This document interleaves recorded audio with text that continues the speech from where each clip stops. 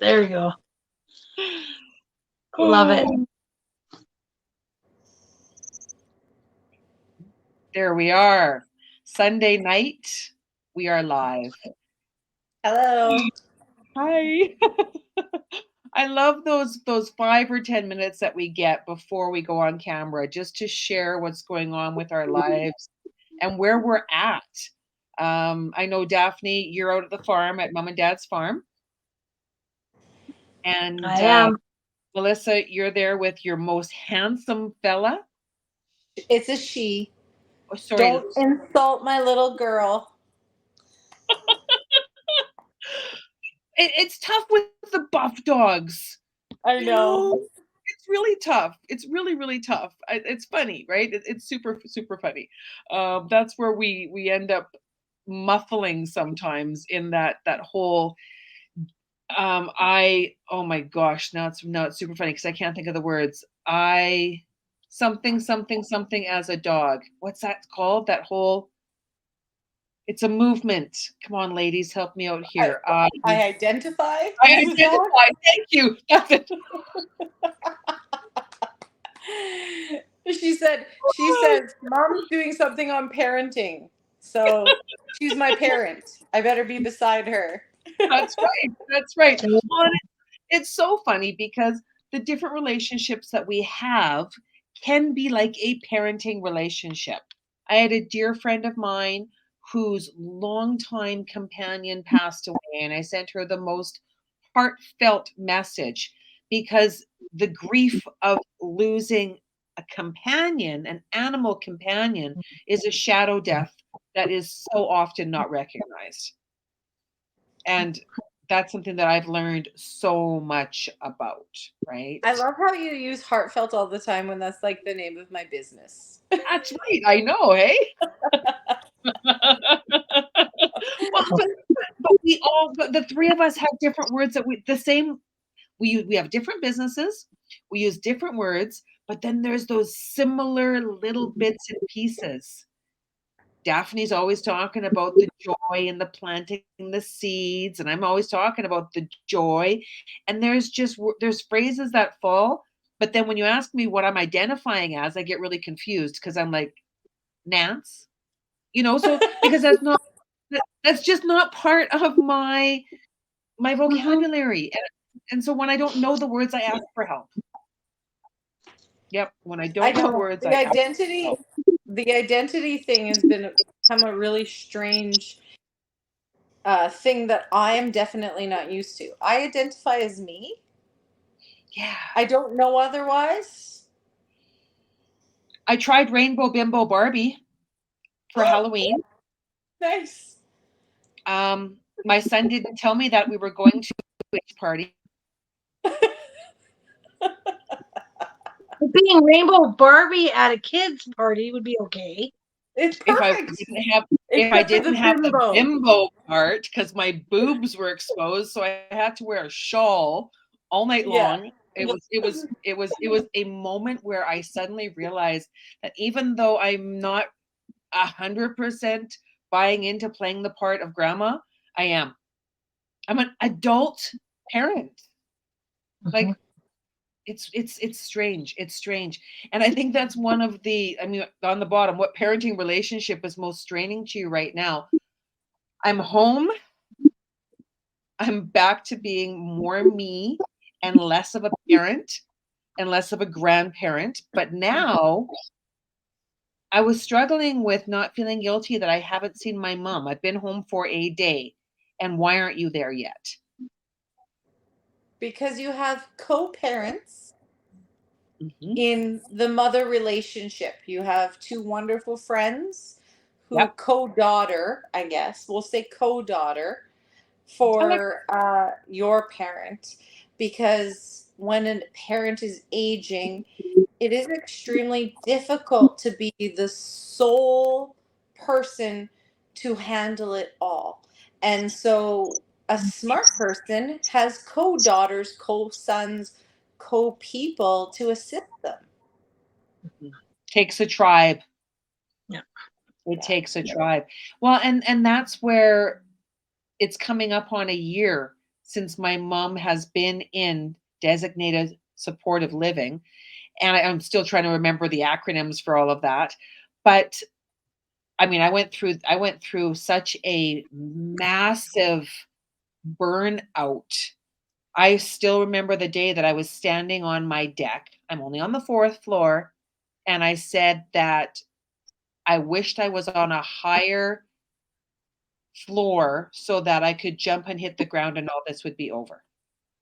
And then wonderful Gus brought you a friend who understands supportive living, or DSL, or as you used to say, ABCDF. And it's funny because I've seen your mom this week and we talked about, do you remember when we talked about getting you into a home? And I said, how do you feel now? And she's like, she's like, this is home. But what her idea of what that place was going to be was very old school, because in the old school way, when you got old, you went to a nursing home, and the nursing homes were hospital like settings. Mhm. And the blessing of our aging system is we have new home like settings, and it's like her own little apartment. And she now considers it home, and that's beautiful. It is. It really is. It really is. And I mean, for her to be out socializing at the puzzle table, that's beyond any expectation I had. Beyond any expectation that I had. Like it's so incredible.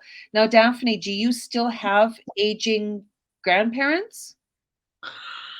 No, unfortunately, I do not. They've all since passed. But I Okay. mean, with that, I mean, my grandmother, who was the last one to pass, she was in a care facility, and she had her own apartment as well in Regina. And I was blessed to see her a few times while she was there when I was down in Regina, and she liked it. But then when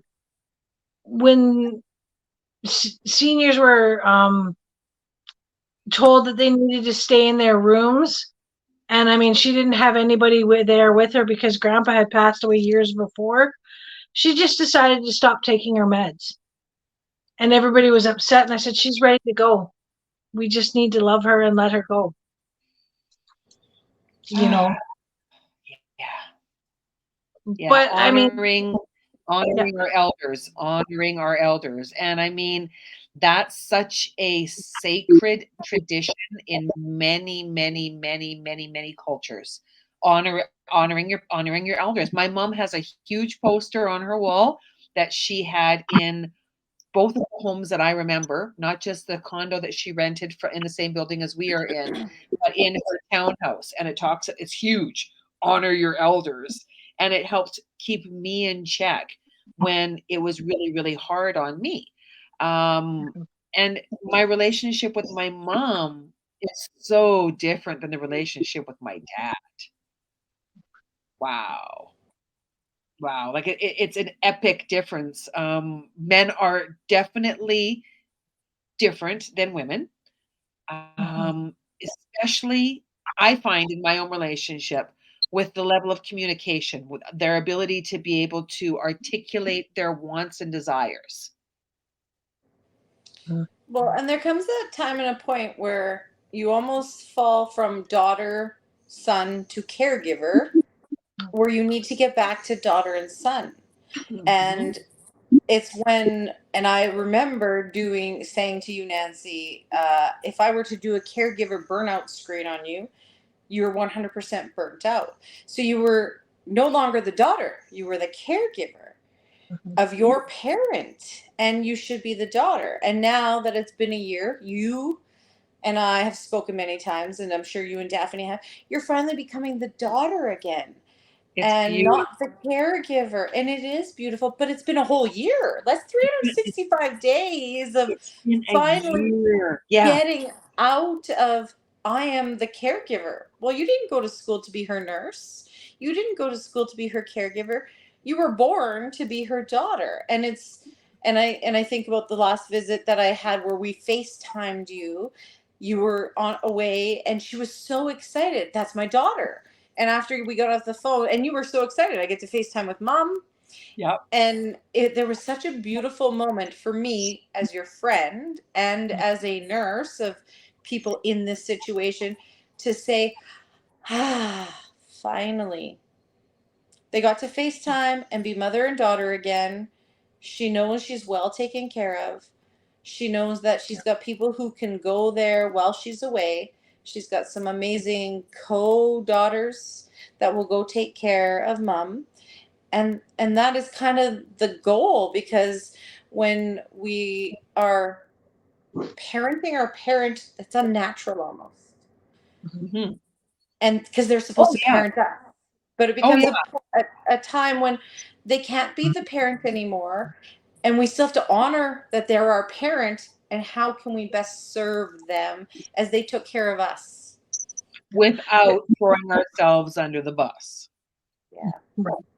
It was, yeah, and like you said, Melissa, it is so beautiful when Nancy's mom gets to FaceTime with her or gets to watch her on, online, and the smile that comes across her face and the joy that comes to her eyes. It's just heartwarming. And then the memories that come after. She was able to see me on, it was either a live or an interview. I can't remember what it was, because I try to explain to my mom what I do, and she just smiles and she's like, well, that's nice. And then she's like, so are you working in accounting? No, Mom, I'm not. I mean, I do my bookkeeping. What about Ralph? Yes, I help Ralph too. So it's that moment of clarity that she gets when I'm not in the room. And it's okay. It's okay. I've gotten much better at understanding that. And having you ladies there when I'm not there has improved my relationship with my mom, like off the hook. Off the hook. Yeah. So we'll talk about now. We've had the senior mom conversation, and you got to be the mom going into a situation with your son, who's now a father. Yep. And you have parented him, and he's now parenting a young child, and you've had 2 weeks of some really interesting times and learning that we all have different parenting styles. Yeah. Well, it's been like a 2 week. So let's talk about that. Well, and we had all that astrological woo going on too. I can only say woo because I'm just learning about my own astrology and the returns, and I don't even know what my north and south nodes are most of the days. I've got it written down somewhere, but I can't find my book. And then I'm teleported on a plane into a whole different province where my granddaughters are older than they were last time I saw them. And sibling rivalry is real. I was an only child. It still blows my mind that siblings don't hug each other and love each other and hold hands and sing Kumbaya all the time.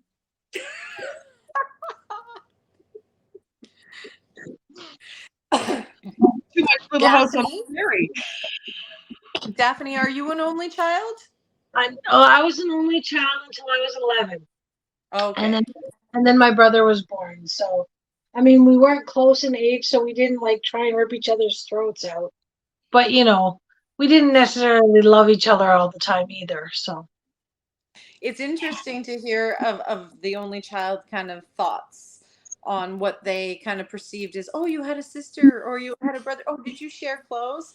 Well, I had 2 sisters. I was the oldest, and the youngest, there's a 7-year difference. And share clothes? No, they steal your clothes. They take your lipstick. They and they try everything to annoy you when you've got your cute boys over, and yeah, siblings are not all that it's cracked up to be. And they what, Daphne? And they hide things. Yeah. They hide things. Yeah, they do that. I mean, Sunny hid Nona's ring and her bag of I don't have any in front of me to show. I mean, anybody who's watching my show knows that I'm a swear once in a while. So my girlfriend gifted me this bag of fucks, like they're little doweled cutout bags of fucks. I had about 40 of them. I came home with 4. My granddaughter has the rest of them somewhere. And you know what? Again, stay in your own lane. Let's hope 36 fucks given in 2 weeks.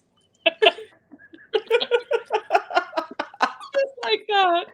And it's so we we were talking about the programming. Like I watched Little House on the Prairie. Melissa Gilbert. Everybody thinks I'm Melissa Gilbert. That's why I said Gilbert. Laura Ingalls. Oh my God. All my life.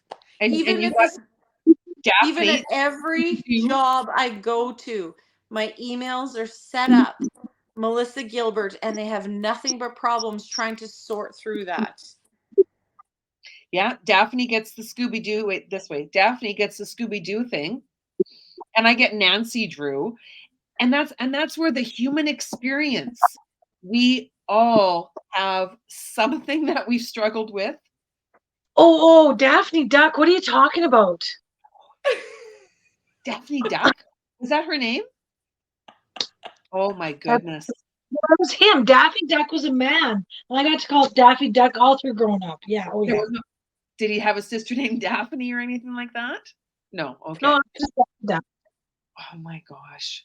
You know, and I think that one of the things that we can do to improve our relationships with either one of our parents is be honest, be natural, be vulnerable, so that when they call and say, hey, how are you? Bleh, as best as you can. Well, remember that they're humans too. Yeah. Just because they're your mom or your dad, they've had a life experience that sometimes we don't always understand.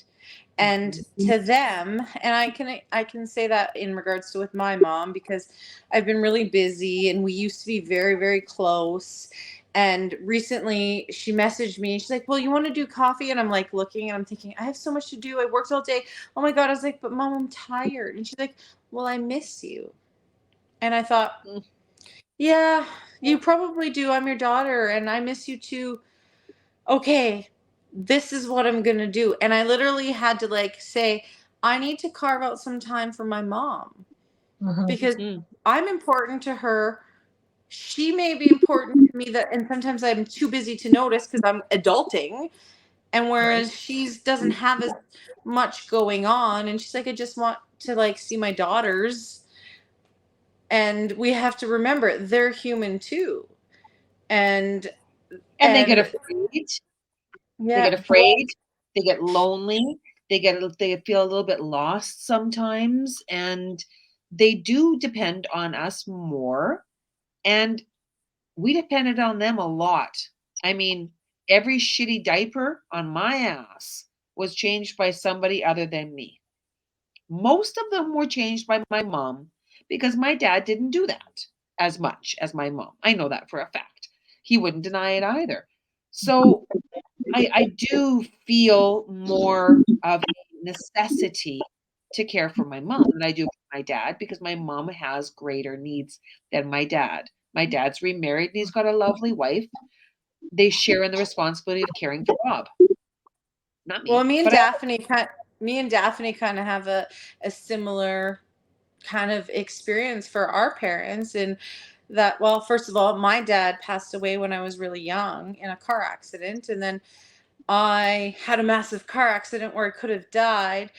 And, Daphne had a bus accident where she was completely like unresponsive in hospital. So to our parents, they're like, we almost lost these two precious beings that we birthed and raised and changed. And we sometimes forget that we need to take out time for them too, because that created a big fear for them. Sure. And I'm sure, like Daphne, like I know you're often at your mom's, which is beautiful. I think that's awesome. And she would be lost if you weren't there all the time. And I went from being at my mom's all the time to not. And so it's like freaking her out a little. Yeah. And you know what's funny is being here at my parents' place this weekend, there was a bunch of different people here and they were, hunting, because it's hunting season. And so my dad and Scott, they were out in the barn as they were getting the animals that they had harvested, ready to take to the butcher. And they said it was weird. They just, got to stand there and watch these guys do everything that they had taught them to do.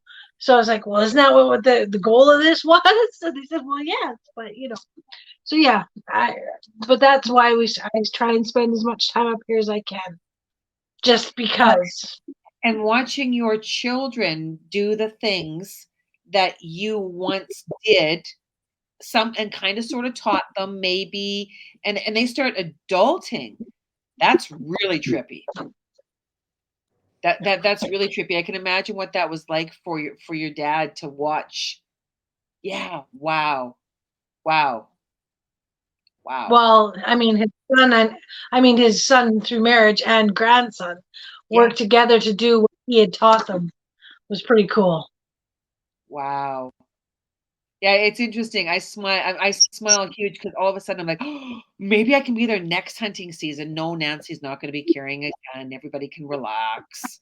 I don't even have my license yet. That is on my list, actually. Get the firearms acquisition certificate to move forward. That's something I've always been very, very curious about. But because I come from a farm and I've butchered cows and chickens and chickens, pigs, I've never, ever, ever experienced a wild animal being skinned or harvested.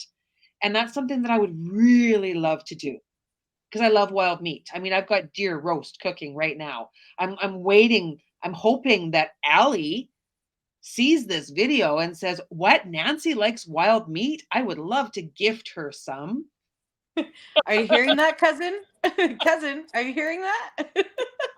So I have been in a situation where I've been with people that are hunters and, because it's in the family and whatnot. I prefer to let them do it. I am too in tune with animals and their eyeballs, and I have seen them skinned and I've seen them the blood drained, and I'm sure you have, Daphne, too, but it's just not, you know what? I'll leave that to someone else that can do it. I'll eat it after I've thanked it for giving its life. Yeah, I know a lot of people. Oh, you have a Métis card. Get your harvesting rights. Blah blah blah. I'll let that go to someone else because it's not my thing. I'll eat it. I have some wonderful. My aunt gave me some wonderful moose jerky that I think we've had eaten in like half of an evening.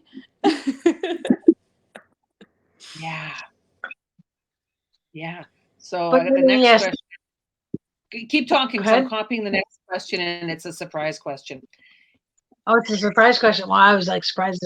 But yeah, I mean, even for me, like I'm here at my parents' place this weekend. And yes, when I was 15, I was involved in a near fatal car accident that, I was in a coma for 18 days and they didn't, they wanted to harvest my organs at night. So trying to imagine what they went through as I was in the hospital in my coma, and then they took me off the full life support and, they didn't think I was going to live, but, I obviously had other plans because we're having this conversation now, but I can't even imagine what they went through. But, I have then since rehabilitated and got married and have my own son who's now just turned 22 in October.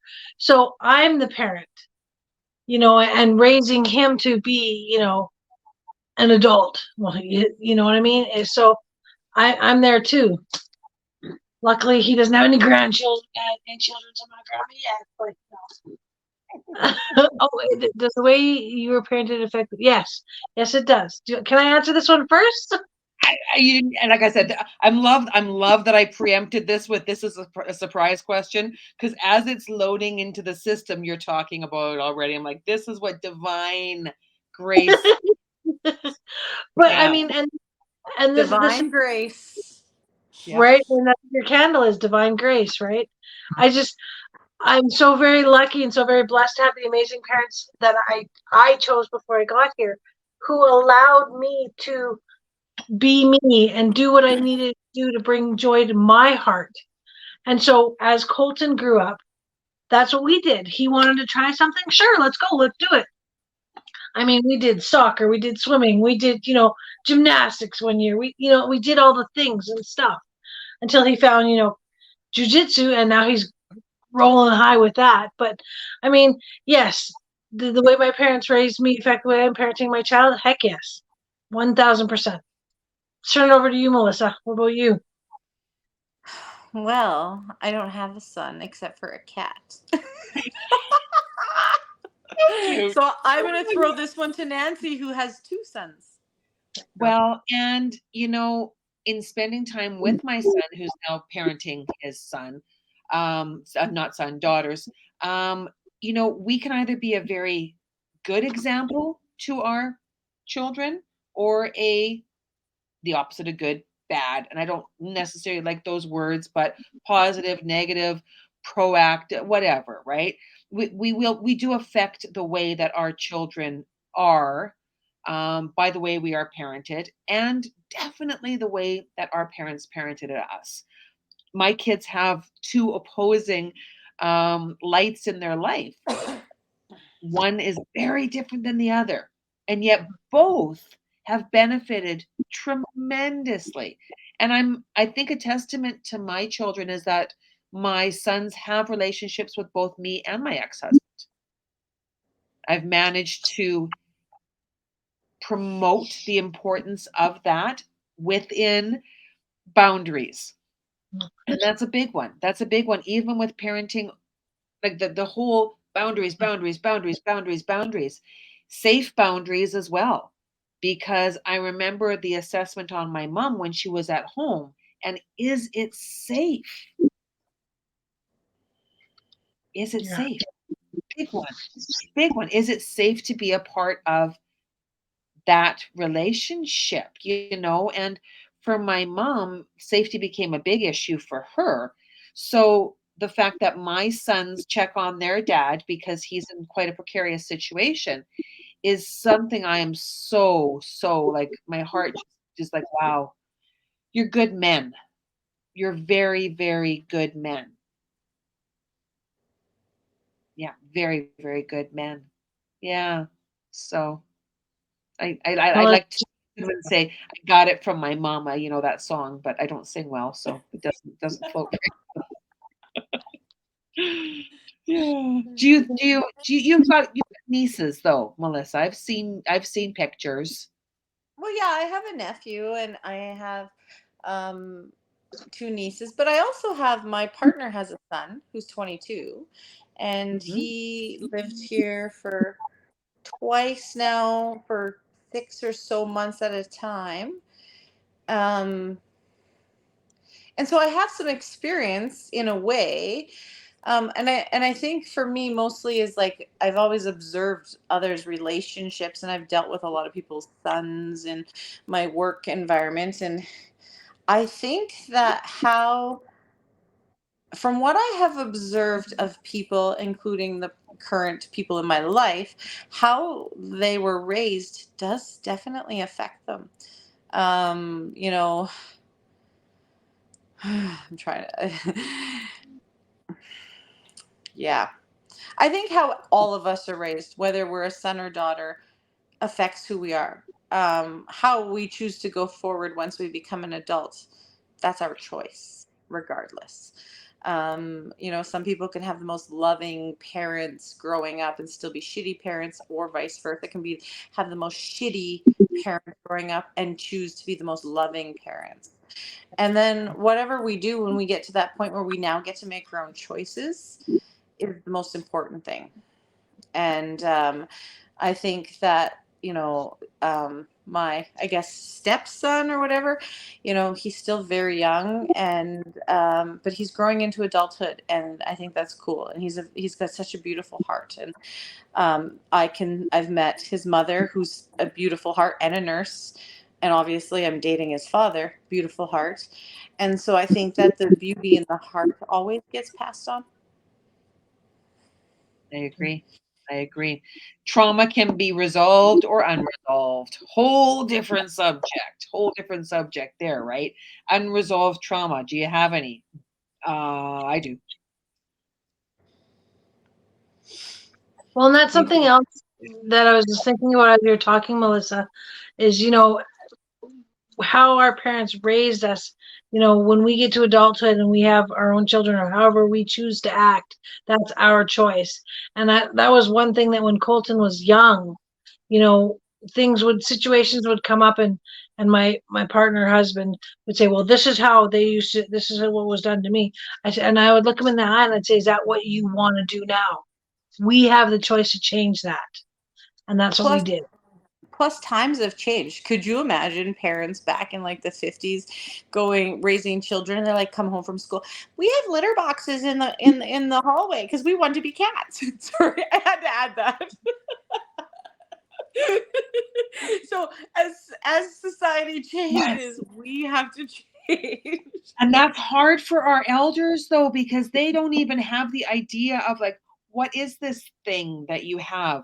It's like this beam me up Scotty button that we suddenly have.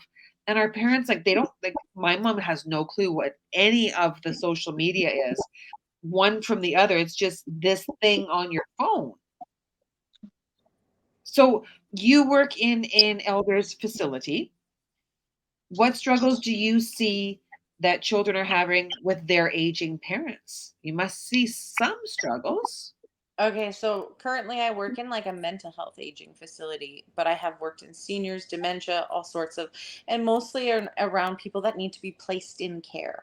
And most of those people that need to be placed in care have a family member that's had to make that decision. I think the biggest struggles that I see is that people have not had those conversations before it's too late. And thankfully I've worked with you, Nancy, to say, hey, before mom, we see some signs of dementia, before she can not make those decisions, let's have those conversations. And I think that the biggest struggles I see is not knowing what mom and dad wanted, or having multiple family members fighting over what is the best for mom and dad. And so the biggest thing that I could ever suggest to anyone is having those difficult conversations. If you can't find someone, I mean, that is something I do privately in my business to help have those conversations. I think of someone I know, right, that I've had conversations with, where they have a sister who's like, dad needs to stay home, a brother that says dad needs to go into care, and dad's like, well, I don't want this. Okay, so how do we work together to have that before it becomes a situation where they're now in emergency and a doctor is telling you, sorry, can't go home. And somebody has to take on that hardship and make those decisions. And a good family unit should have difficult conversations. It's like that good family unit when you're a teenager and you need to have those sex talks. Well, your parents are aging and you need to have those home placement talks. What happens, mom or dad, when dementia settles in or you have a stroke and you can no longer communicate? Do we have the paperwork in place? Have we talked about who you think would make the best decision? Who's going to run your finances? Who's going to help you with the little things? And I think that's the biggest struggle. And then once they've made that decision, going back to being the children and allowing the staff to take care. Well, when Nancy was having the conversations about getting her mom moved into where she is now, and I mean, it's great. Her mom has her own place. It's beautiful. But I was at my parents' place having that conversation with Nancy, and I got off the phone and I looked at my mom. I said, yeah, I got it. I know when this comes for you guys, I understand. I have to sell it all and move to the farm. I got it. It's okay. I understand. Because having those conversations is good, though, Daphne. And I mean, you being preemptive, like Melissa was suggesting, and saying, "Oh yeah, hey, by the way, this is what my friend is struggling with. Yeah. Can we talk about this just for a minute?" Yeah. And if you can do it in a way, I love the way that you related it, Melissa, to the sex talk. I mean, I was glowing when you said that because it is that much of an uncomfortable situation. The sex talk was a challenge. I mean, my mom missed that. My mom just told me not to have sex. That was my sex talk. Don't have Could sex. you imagine saying to your parents, just don't get old and need a home? It's like, just don't have sex. Don't put it in. And that's just it, is those uncomfortable conversations are important in all family units. And I mean, we and you both have adult children, and me and Daphne both experience major car accidents. Something could happen tomorrow. Have I talked to people about, no matter if I'm 80 or not, I may only be 33, but have I said, if something happens tomorrow, who's going to make those decisions and what are my wishes if I'm now needing my organs harvested or a tube feed? Have I had those conversations about like what my wishes are? And those are uncomfortable conversations, but they're very important conversations that you should have. And thankfully, with my mom, we have had some conversations around it because I am a nurse, and it's an area I've been. And she's like, we've made the personal directive, and you're the person for this and for this. And people don't even realize that I can tell you what I want, but if I have nothing written down and something occurs and you have 4 other brothers or 3 other sisters and they're all fighting, it's yucky. Yucky. It's so yucky. It truly is. One of the upcoming episodes that we are having is it's entitled Be on Time for Life, and it's my friend Shauna who helps with health, living health care, living health insurance. I had to rewind that because I know your parents are in the insurance business, Daphne. So that conversation was probably a little bit more comfortable because it was part of the normality of life. Is that right?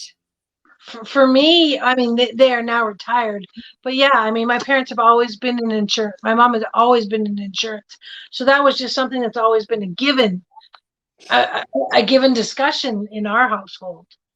Death, I had insurance when I was young. Death, illness, finances, sex, the things that we avoid talking about. But hey, how are those Oilers? We have these superficial conversations with ease. They fired the coach today. I was about to say that. There you go. Right? And I didn't know that. He didn't have the sex talk with the players. Right? Shame on him.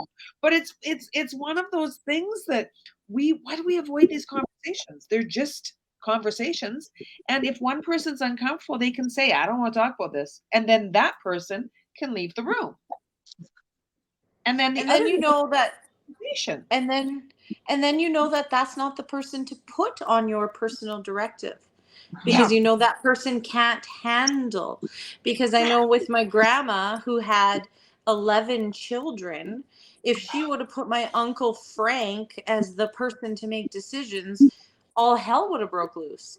But she chose my Aunt Rosalie, who is in healthcare and had some general knowledge, and who had the sturdiness as well to say, no, this is what me and Grandma discussed, and that's it. Even though they had the uncles, no, and that's where it becomes hard when you have the bigger families. But like you said, if somebody can't handle that conversation in the not future, then they're not that person to make those decisions when times do get tough. Because times will inevitably become very difficult around the aging process. Very difficult. Those guttural decisions will need to be made. Finding someone who is emotionally supportive while not being attached is key. That's where the transition coordinator comes in and they help. The case manager comes in and they help. And once your seniors do, if they choose, go into that care, you still have to get along with all those people. It's a whole different character structure getting along with the people in the facilities. They know me by name now because of a couple of situations. And I've learned to identify myself. Hi, it's Nancy. I'm Alice's daughter. Mhm. Hi, it's Nancy. I'm Alice's daughter. Because the facility that my mom is in is the Eden model. So they don't wear their badges up top. They've got them on a little tiny pole down below. So you have to ask somebody what their name is. It's not displayed. That took some getting used to, but it's doable. It's all doable and it becomes easier. And when you have a really good support system, because I remember getting phone calls, case manager did this, and just helping you hold the garbage bag of stress so you could spew the garbage, close it up, and then when you call that person, it's more level headed. Yes. Yes. Scripting what you're going to say before you talk to someone in healthcare is a great idea. And I know I've done that with both of you because I become extremely vigilant. She's my mom. This is a big responsibility for me. And because of the traumas in my life, like my mom's been disabled since I've been 10 years old. So it's a slightly different skew than many people.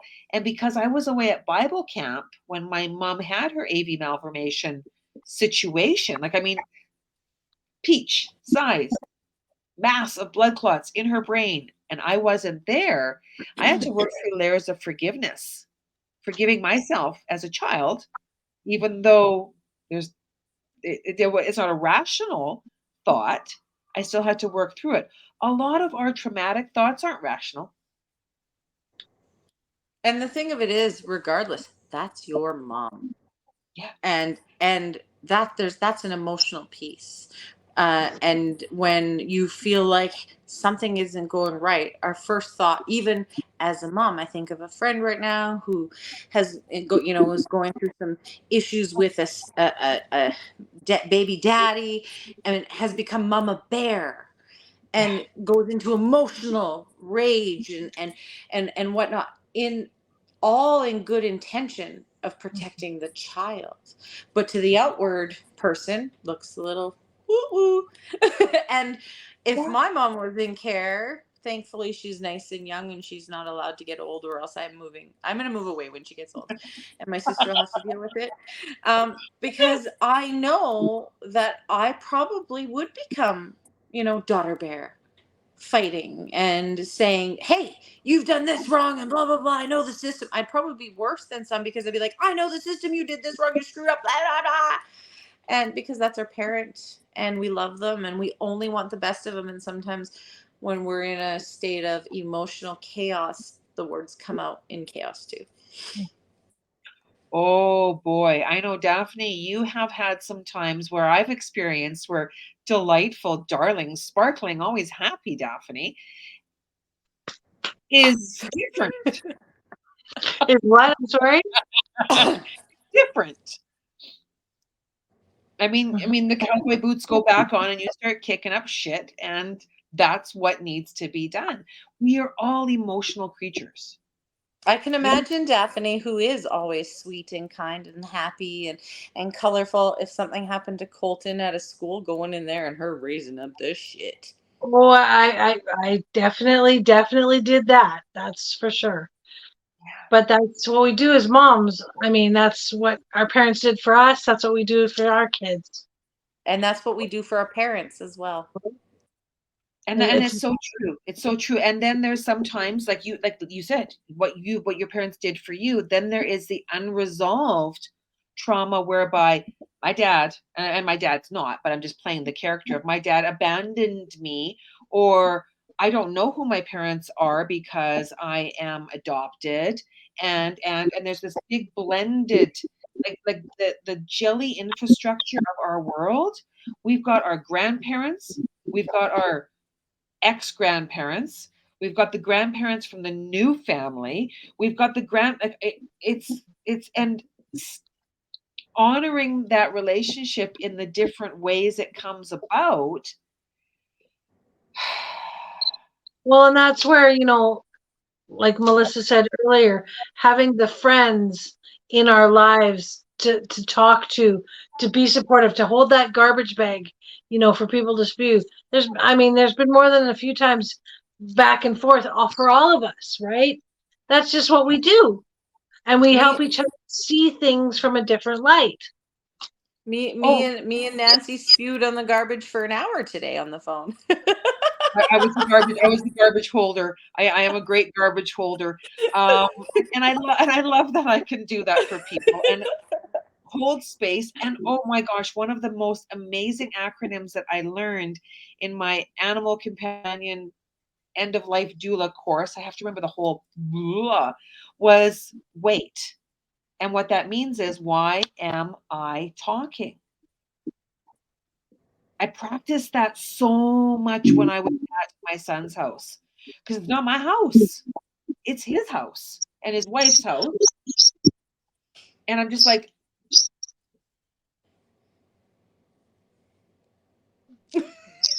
you did that? I'm so proud of you.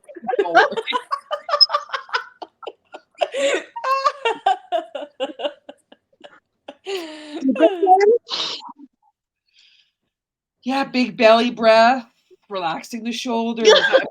I was doing everything. I took all my tools internally. I mean, there were times when I was sitting on the couch and I'm doing like, and then I look over, my granddaughter's got her finger up her nose and she's trying to breathe, and I'm just like,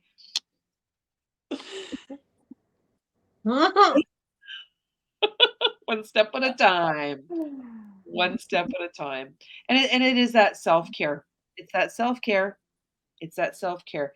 You gotta hold the mask on your own face so that you can help from a cup that's overflowing. It's coming up on wintertime. It's getting dark so early. Morning walks may become something that I'm doing in the dark, because I'm finding that if I don't include a walk before I get too busy, oh, That's why I enjoy my morning walks, because it gets my day going for me. yeah. Yeah. And we've got to find a way to embrace the outdoors in Alberta in the winter. It's cold. It's not cold yet, but winter's coming. I'm holding faith that it's going to stay nice for a little while longer. Yeah. Me too. Yeah, because it gets harder. And it gets harder for our seniors who aren't getting out as much because we're not able to push them in their wheelchairs. But we can bring them special things. We can do special things. I'm creating photo books for my mom as part of the legacy that I want to be able to create with her. And I can do fun things with her now because other people are caring for her. Yeah. And that's perfect. For her. Yeah. Yeah, it's a whole new world. And I know my one son was teasing me, and he's like, watching you, Mom, how you care for Oma is how I'm going to care for you. I know. And you say, good. I know, Which dear. son But is it's that? true. Should I have a talk with him? That's Jarrett. That's Jarrett. He's like, both of my boys, how's Oma? How's Oma? I really wish I could come and see Oma. And when Chance and Jessie were in town last time, Jessie visited with her grandma, who was in the hospital waiting for placement. And then they went to the care facility my mom was at, and it was a much nicer experience there than it was in the hospital. It's hard for small children to behave in hospitals. They're doing the best that they can. It's hard for any of us to behave in hospitals. Well, maybe just me. Strangely enough, me and Nancy, when we kind of first back reunited, we couldn't really figure out where we overly knew each other. And I actually took care of her son's grandpa. And I met them as a Alberta, or sorry, as a case manager in seniors care for their grandpa. And they were just people I couldn't forget very well. Well, and there are those clients that we meet, those families that we meet that make such an impression on our lives. And I believe that's, with my whole heart, that's how the soul contracts are laid out. That we have We a meet her for a contract. reason. Yep, absolutely. Absolutely. Many reasons. And that's why we have different relationships. We've got the reason, the season, the lifetime. We've got the girlfriends that, oh, let's go away for the weekend and go to a rock concert or, whatever it is. Having relationships is very important so that when you are going through the difficult times, you've got that balance, because what you can say to a friend is very different than what you can say to your family sometimes, because True story. Yeah. And true friends do know how to hold a garbage bag. They don't judge. They know that you're coming from an emotional place of whatever it is, and they can hold that bag. You can spew it out. They close it up and they just realize it's emotion. It's an emotion about your mom or your dad or whatever, your children. And they don't judge your children. They don't judge your mom. They don't judge anybody. They just hold space and wrap it all up when the spewing is done and put it in the trash. Because if we don't have somebody to allow to get that out, that's when we blow. And yeah, I think you two women are such a blessing to my life in so many ways. I mean, I'm blessed to know your mom. Oh, she's been a blessing to me because I love my seniors, first of all, and she's just special. It So really is. special. And I I come, was I so come from, I happy. come from good juice. Yeah, and I was so happy to hear that, Daphne's also been able to spend some time with her, because there's something about her that just, I leave there sometimes and I'm like, I'm just so blessed to have spent time with her, because there's something deep inside that just, oh, We finished a such puzzle last wisdom. week. Finished the puzzle. Oh my gosh, that's exceptional. And the things that we do, the things that she enjoys, like the puzzles. That's one of her favorite. Television is still very important to her. She loves her hour of power on Sundays, and it's the different techniques that we bring. When I go and see my mom, sometimes I will rub her hands with her favorite hand cream, and then I got a couple bottles in my pocket, and I'm pulling out. Oh, hey, can we try some of this too, Mom? I've got a little bit of, can I add some lavender to this? What's lavender? I've got some cedar. Can I add some cedar to your hand cream? Sure, I'll try that. And I'm able to bring in the things that I do. It's beautiful. There's some things that my mom is open to and other things that she's not yet. She loves the laser. I know Daphne brought the laser on Friday, and it was Uh, Friday, Thursday. it's Thursday, but whatever. Yeah, one of those days, and it was a real trying time in the facility because a lady had been segregated because of the Outbreak. what was it?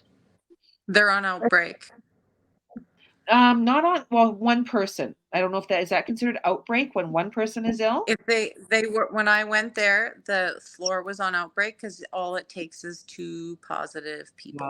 Okay. Okay. So this one lady, and I can't, I've got it all on my phone. I keep track, but it's a husband and wife who are both there. And they're a German couple, and he's blind and she's somewhat struggling with her memory. And she had to be separated from everybody. And she was really upset with that. And if anybody went too close, they got into trouble. And Daphne brought her laser in because we bring our laser with us most places that we go. And it was just able to take the entire atmosphere down from like here to just like, oh, yeah, that thing you do. Holistic healthcare. Mm-hmm. That's that thing that we do. Holistic healthcare. Rumor has it, according to our dear friend Jeanette, that something's coming Yeah. soon that's going to be more accepted by the masses in regards to light energy technology. And I'm like, I already do that. I've been doing it for decades, so yeah, I'm like, finally, let's go. Hurry up. Right? You mean somebody might bring it out that it's now known to the masses? I like that. The more that we can learn about offerings that work within the system that we already have, the better the world will be. They're offerings. It's like a Werther's butterscotch candy. Do you want one? Yes or no, right? Yeah. Some people like them, some people don't. And that's okay. That's totally Cheesies. okay. Cheesies. That's how Daphne won over Alice's heart. I'm like, just bring her cheesies. What kind? I'm like, any kind. Just bring her cheesies. I know, she's so funny when I go. She's like, "Did you bring your forks?" Could you imagine? Because other people are like, because she actually said it at the dining room table in front of Art, her brother, and he's like, "Fork?" I was like, "Yeah, I brought the spoons too. We're having a spoon party," because he's quite the character, but he was quite like, "What is that?" And so then, of course, I just used my good old ohm forks to show him what it felt like. But he sat there and observed, and she, falls asleep, and he's like, "Wow, that was really interesting." And he's like, "Those are forks?" And it's like, and most people will be like, "Yeah, I'm just forking myself," and they're like, "Forking yourself?" What? But that's that holistic piece, right? It's like, you guys, I'm lasering myself. Yeah. I'm smudging. What are you doing? I'm smudging, Yeah. and you're what? That fire thing that Nancy does, Yeah.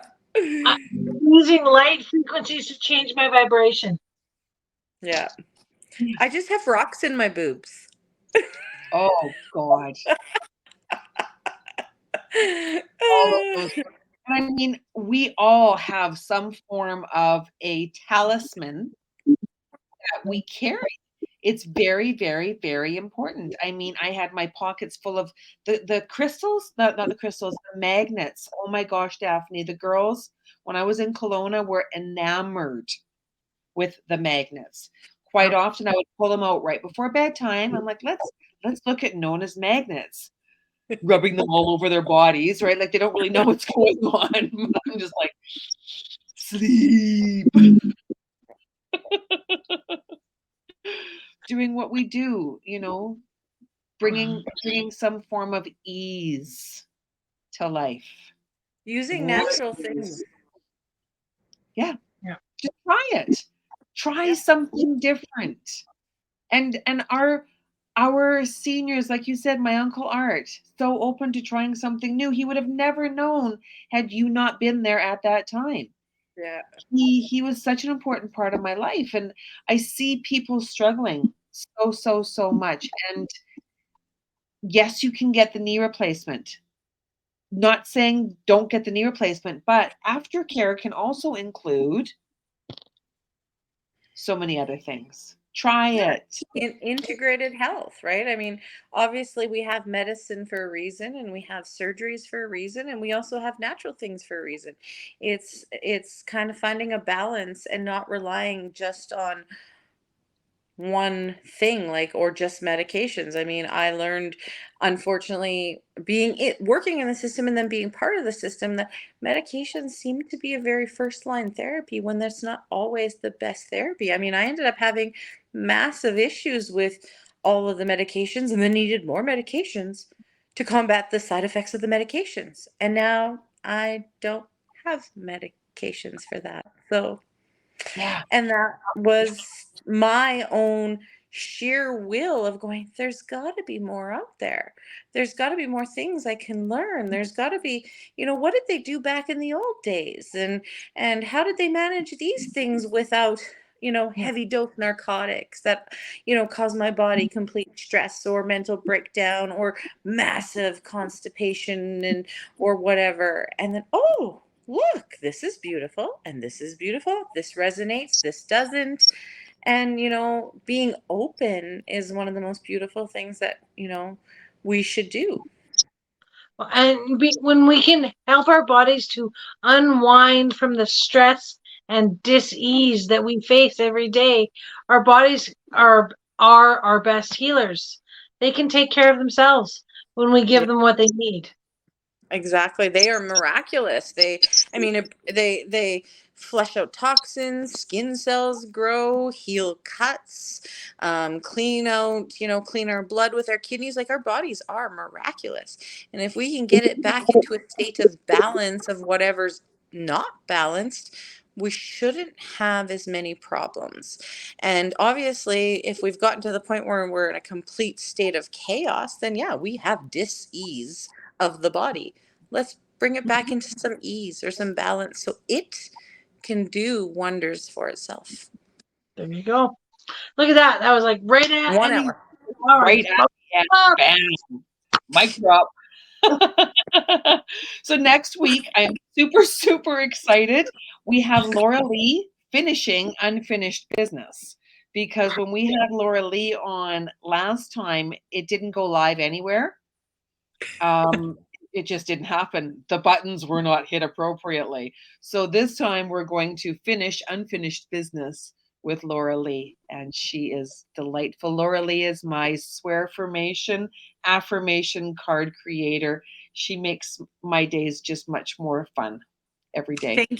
Thank you, Nancy and Daphne, for letting me join your wonderful show. Thank you for saying yes.